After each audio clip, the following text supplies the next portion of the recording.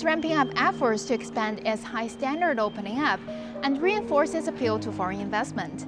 As national lawmakers and political advisors gather in Beijing for the annual 2 sessions, we've spoken with some of the attendees to get their thoughts on China's commitment to promoting high-standard opening up.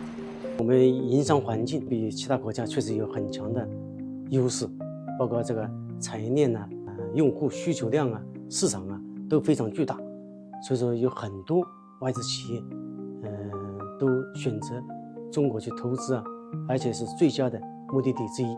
这个“一带一路”涉及到很多发展中国家，市场巨大，这是一个很好的一个契机。 We continue to enhance our world-class business environment. Really helps to attract capitals in this market. I think China's economy and the China market and China innovation has been providing really the global economy with the growth drivers and stabilizers and also the innovation sources. 好的营商环境，它就会吸引更多的外资进来，在市场准入、市场体系建设。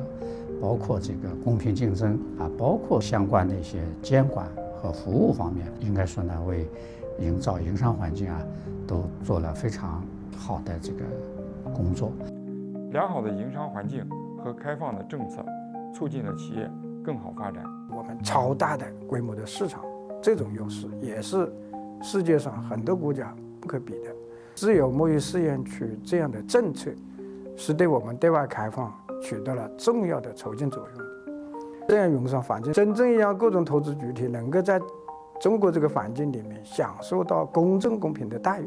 In terms of high standard opening up, I think it creates a much better platform for foreign investors and foreign companies. I think a lot of the foreign companies can make best use of our supply chain system and new technologies to create a much more inclusive globalization.